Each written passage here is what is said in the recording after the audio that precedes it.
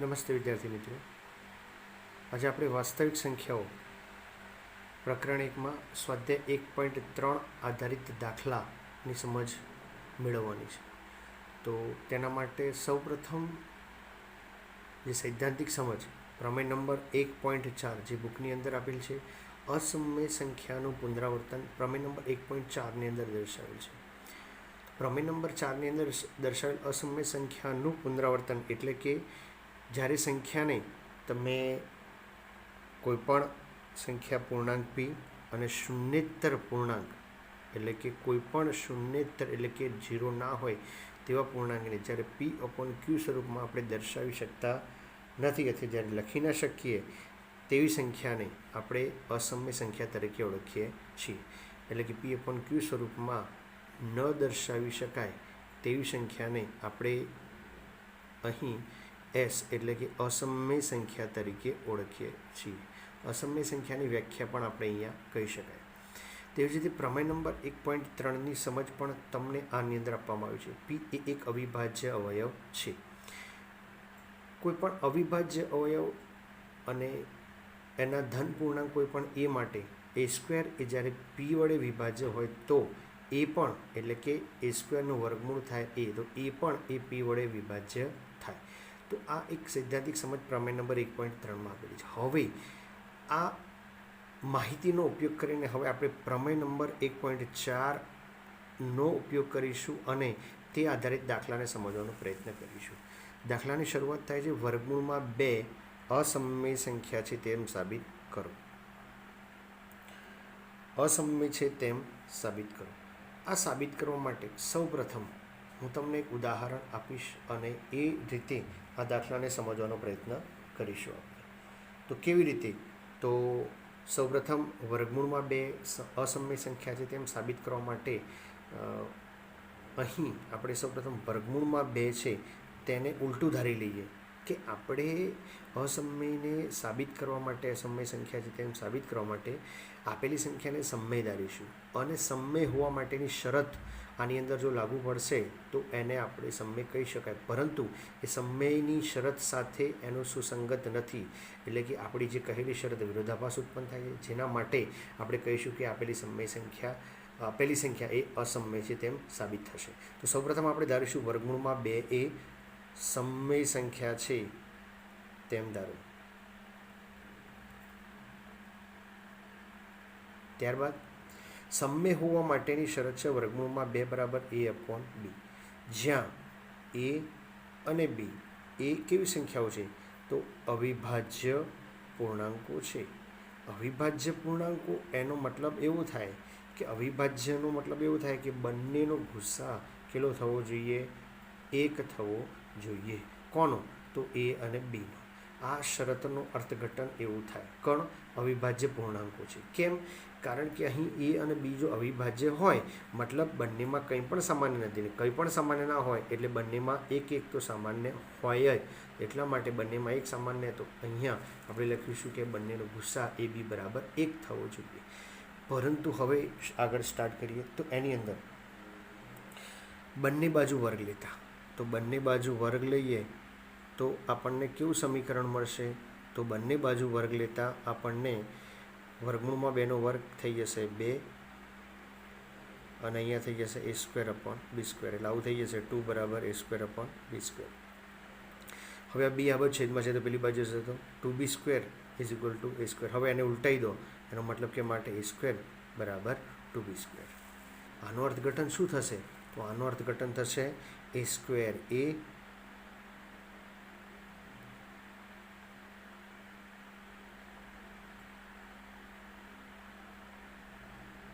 અથવા 2a એ સ્ક્વેરનો અવયવ છે. 2 એ સ્ક્વેરનો અવયવ છે. મેં તમને ઉપર પ્રમેય નંબર 1.3ની અંદર દર્શાવ્યું કે ભાઈ જ્યારે a એ p વડે વિભાજ્ય, a સ્ક્વેર એ p વડે વિભાજ્ય હોય તો એ પણ p વડે વિભાજ્ય થાય. તો સેમ અહીંયા પણ એવું છે કે પ્રમેય નંબર 1.3 પરથી હવે લખી શકીએ છીએ આપણે. શું લખી શકીએ છીએ? તો a સ્ક્વેર અથવા 2a જે a સ્ક્વેરનો અવયવ છે તો માટે 2a એનો પણ અવયવ છે.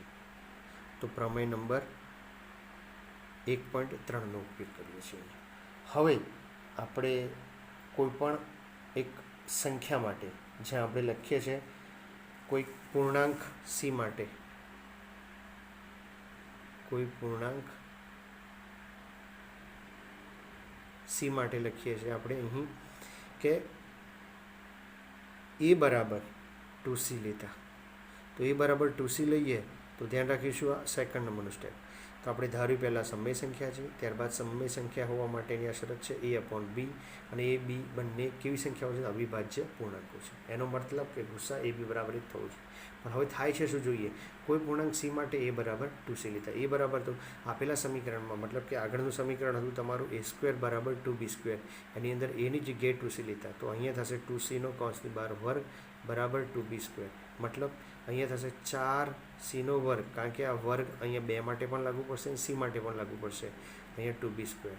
તો 2 દુ 4 થશે. એનો મતલબ થશે 2c² બરાબર 4c² બરાબર 2b². અહીંયા 2 કટ થશે એટલા માટે આવું થશે b² બરાબર 2c². આનો અર્થઘટન પણ પ્રમેય નંબર 1.3ની જેમ કે 2a b²નો અવયવ છે, માટે 2a બીનો પણ અવયવ છે. તો અર્થઘટન એવું થાય છે બંનેનું. અહીં આ દાખલાની અંદર જોતાં, આગળ જોતાં અહીંયા તમે સમજી શકો છો કે આગળ આ બંને સંખ્યાઓની અંદર શું સામાન્ય છે?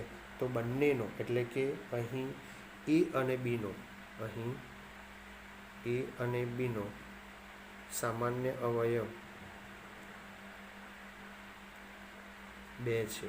તો સામાન્ય અવયવ 2 છે માટે તેનો ગુસા પણ કેટલો થાય? 2 થાય. તો ગુસા 2 છે એનો મતલબ એવું થાય કે અહીં એ અને બી કેવા નથી? અવિભાજ્ય. તેથી એ અને બી અવિભાજ્ય પૂર્ણાંકો નથી. અને અવિભાજ્ય પૂર્ણાંકો ના હોય તો આપેલી સંખ્યા કેવી ન હોય? સમય સંખ્યા નથી. માટે અહીં વિરોધાભાસ છે. શરત પ્રમાણે અવિભાજ્ય પૂર્ણાંકો છે, પણ જ્યારે સમજ લેતા આપણને ખબર પડી કે આ તો અવિભાજ્ય પૂર્ણાંકો નથી. માટે અહીં વિરોધાભાસ છે, એટલે કે ઉલટું છે. માટે વર્ગમૂળમાં 2 સમય નથી, અને સમય નથી તો કેવી સંખ્યા છે? માટે વર્ગમૂળમાં 2 એ અસમય સંખ્યા છે.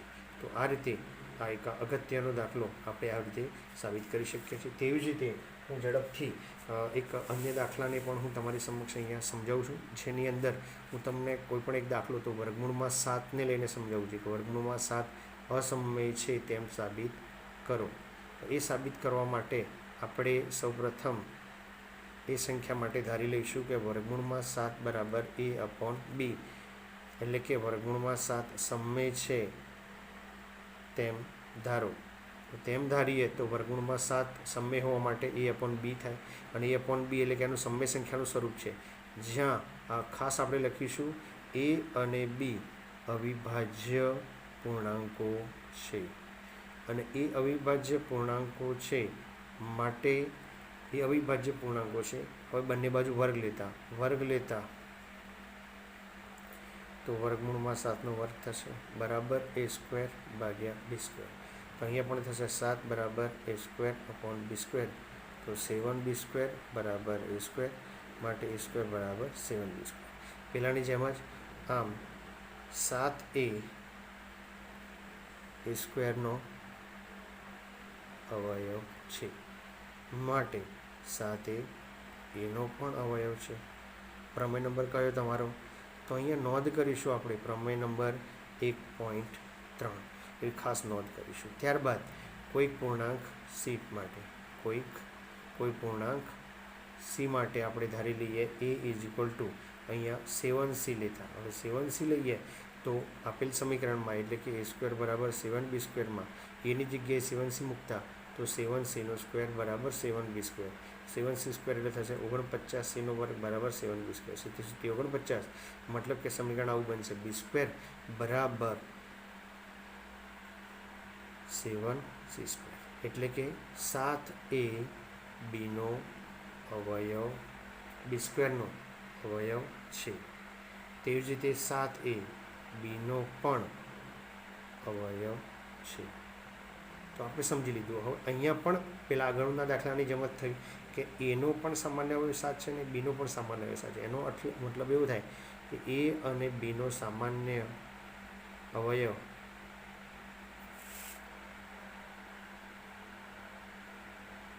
સાત છે. એટલે કે અહીં એ અને બી અવિભાજ્ય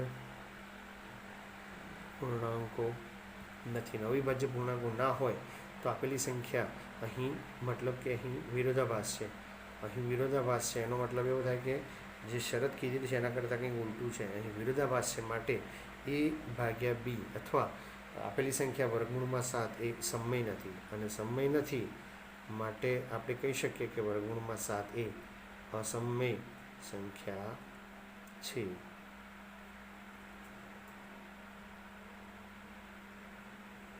તેમ સાબિત થાય. તો આ રીતે આપણે જોઈ શકીએ છીએ કે કેવી રીતે સાબિત થાય છે દાખલો, અને આપણે સરળતાથી દાખલાને સમજી શકીએ છીએ. તો વર્ગમૂળમાં 7 એવી રીતે તમારે હોમવર્કમાં વર્ગમૂળમાં 3, વર્ગમૂળમાં 5, વર્ગમૂળમાં 11 અને વર્ગમૂળમાં 13 જેવી સંખ્યાઓ તમે સાબિત કરી શકો છો અને સરળતાથી સમજી શકો છો. તો આટલા દાખલાની અંદર ધ્યાન રાખવું. હવે એક સરળ રીત છે, આવી જ એક અન્ય રીત દ્વારા આપણે દાખલાને સમજવાનો પ્રયત્ન કરીએ, જેની અંદર તમને સમજાવવામાં આવ્યું છે કે દાખલાની અંદર અન્ય દાખલા છે બીજા ચોપડીની અંદર જે સરળતાથી સમજાવી શકાય છે. આવી જ રીતે અન્ય બીજા દાખલા છે.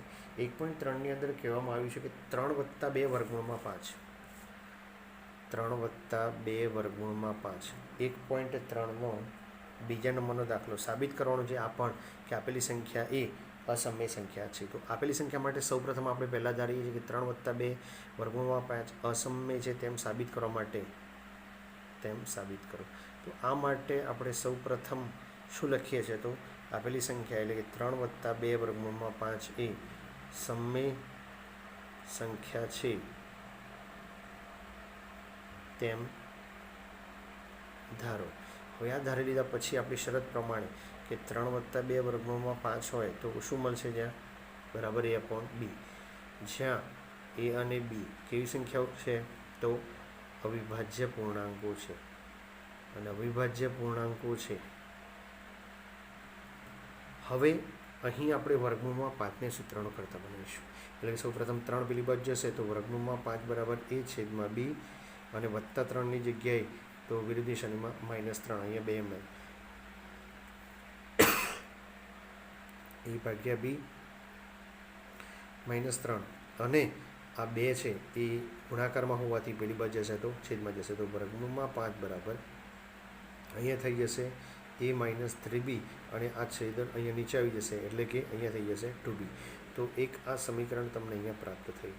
તો આ ઉપરોક્ત વર્ગમૂળમાં 5ની અંદર જે સમીકરણ મળે છે તો એના આધારે આપણે કંઈ કહી શકીએ કે અહીં a, 3 અને b અને 2 અહીં કોણ છે? તો a, b, 2 અને 3 કેવી સંખ્યાઓ છે? તો પૂર્ણાંક હોવાથી અહીંયા 2 કે 3નો આપણે ઉલ્લેખ નહીં કરીએ, પણ a અને b પૂર્ણાંક હોવાથી અહીં આપણે a - 3b/2b એ સમય સંખ્યા છે. અને સમય સંખ્યા હોવાથી વર્ગમૂળમાં 5 પણ સમય સંખ્યા થાય. પણ થતું નથી, કારણ કે આપણને તો ખબર છે, પરંતુ વર્ગમૂળમાં 5 અસમય સંખ્યા છે તેમ જાણીએ છીએ.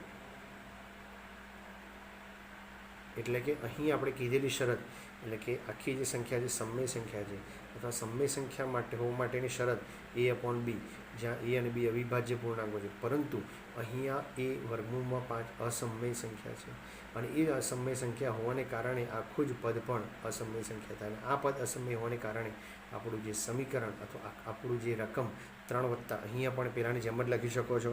અહીંયા વિરોધાભાસ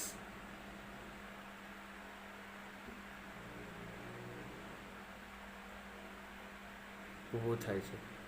અને વિરોધાભાસ ઊભો થાય છે, જેના કારણે તમે કહી શકો કે આપણી ધારણા ખોટી છે. અને આપણી ધારણા ખોટી છે, અને આપણી ધારણા કઈ ખોટી છે? તો ધારણા છે આપણી કે આપેલી સંખ્યા એ સમય સંખ્યા છે. માટે કહી શકાય કે આમ સાબિત થાય છે કે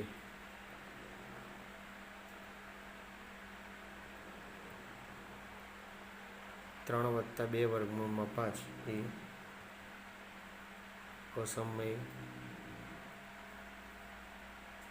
સંખ્યા છે. તો દરેકની અંદર માત્ર યાદ રાખવાનું કે એક જ તરફ વર્ગમૂળવાળી સંખ્યા હોવી જોઈએ. અમુક દાખલા એવા છે કે જેમાં 2 વખતે આવશે, તો આપણે કેવી રીતે આને આપણે સોલ્વ કરીશું એની પણ સમજ આપણે આગળ લઈએ. તો હવે આગળના દાખલામાં આપણે સમજવાનો પ્રયત્ન કરીએ કેવી રીતે. તો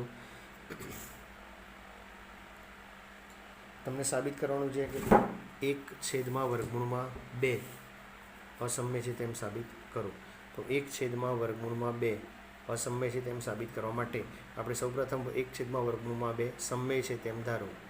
તો સમય છે તેમ ધારીએ તો સૌપ્રથમ એની શરત છે કે 1/√2 બરાબર શું થશે? a/b. એમ જ્યાં a અને b દર વખત લખીએ છીએ તેમ અવિભાજ્ય પૂર્ણાંકો છે. બંને બાજુ હવે વર્ગ કેવું કશું એ લેવાનું નથી, સીધું જ કે વ્યસ્ત પ્રમાણ લઈએ તો 2/1 બરાબર b/a થઈ જાય. એનો મતલબ થઈ જાય 2/2 બરાબર b/a. પેલાની જેમ જ અહીં a અને b એ કોણ છે? તો અહીં a અને b એ પણ તમારા માટે અહીંયા તમે સિમ્પલ રીતે સમજી શકો છો કે અવિભાજ્ય પૂર્ણાંકો છે અને પૂર્ણાંકો છે. અને પૂર્ણાંકો છે મતલબ કે b/a પણ શું થાય છે? પૂર્ણાંક છે. તો પરંતુ એનો મતલબ થાય 2 અથવા b પૂર્ણાંક છે અથવા સમય સંખ્યા છે. એનો મતલબ થાય 2 પણ સમય સંખ્યા થાય. પરંતુ આપણે જાણીએ છીએ કે 2 તો કેવી સંખ્યા છે? એ તો અસમય સંખ્યા છે. અને અસમય સંખ્યા છે માટે શું થશે? b/a પણ એ કેવી સંખ્યા થશે? અસમય સંખ્યા થાય. અને અસમય સંખ્યા થાય મતલબ કે આપણું જે પદ છે કોણ? તો 1/√2 પણ અસમય સંખ્યા થાય. ખાસ અહીંયા લખીશું વિરોધાભાસ ઉત્પન્ન થાય છે. અને વિરોધાભાસ ઉત્પન્ન થાય છે માટે આપણી ધારણા ખોટી છે. અને આપણી ધારણા ખોટી હોવાને કારણે 1/2 એ અસમય છે તેમ સાબિત થઈ શકે છે. હવે એવી જ રીતે સરળ રીતે તમે 7/5 પણ સાબિત કરી શકો છો. ધારો કે પહેલાં સમય છે, સમય હોવા માટે a/b. હવે 5 બરાબર શું થશે? તો 7 ગુણાકારમાં છે તો પેલી બાજુ જશે તો ભાગાકારમાં a/7b. તો સેમાની જેમ જ અહીં a અને b પૂર્ણાંકો છે, જ્યારે a/7b કોણ થશે? સમય સંખ્યા થાય. પરંતુ તેથી 5 પણ સમય સંખ્યા થાય. પરંતુ આપણે જાણીએ છીએ કે 5 તો એ અસમય સંખ્યા છે. ને અસમય સંખ્યા હોવાને કારણે આ a/7b એ અસમય સંખ્યા થાય. એટલે કે અહીં વિરોધાભાસ ઉત્પન્ન થાય છે જે ધાર્યું છે એમાં. તો અને વિરોધાભાસ ઉત્પન્ન થવાને કારણે અહીં ધારણા ખોટી છે. અને ધારણા ખોટી હોવાને કારણે આપણે કહી શકીએ કે 7/5 એ અસમય સંખ્યા છે. તો જે સરળતાથી તમે સાબિત કરી શકો છો. તેવી જ રીતે 6/2 આને પણ તમે ત્યાં સાબિત કરી શકો છો. બરાબર a/b લઈ લો તો 2 બરાબર a/b. હવે +6 છે અને +6 પેલી બાજુ જશે તો -6 થશે. અને આને સાદુરૂપમાં આ રીતે આપીશું a-6b/b, કારણ કે આનો ગુણાકાર અહીંયા થઈ જશે. તો અહીંયા પણ પહેલાંની જેમ જ આપણે સાબિત કરી દઈશું કે a અને b પૂર્ણાંકો છે, પરંતુ જેના કારણે a-6b/b પણ એ સમય સંખ્યા થાય. અને સમય સંખ્યા થાય તો 2 સમય થાય. પરંતુ આપણે જાણીએ છીએ કે 2 તો અસમય છે, માટે અહીંયા વિરોધાભાસ ઉત્પન્ન થાય છે. અને વિરોધાભાસ ઉત્પન્ન થવાને કારણે આપણી ધારણા ખોટી છે. અને આપણી ધારણા ખોટી હોવાને કારણે કહી શકીએ કે આપેલ દાખલાની અંદર અહીંયા આપેલ રકમ એ 6+2 એ અસમય છે. તો આવી રીતે આપણે આ ચેપ્ટર એટલે કે 1.3ના દાખલા બધા જ મને એક હોમવર્કની અંદર પૂરા કરીને દર્શાવવાના રહેશે.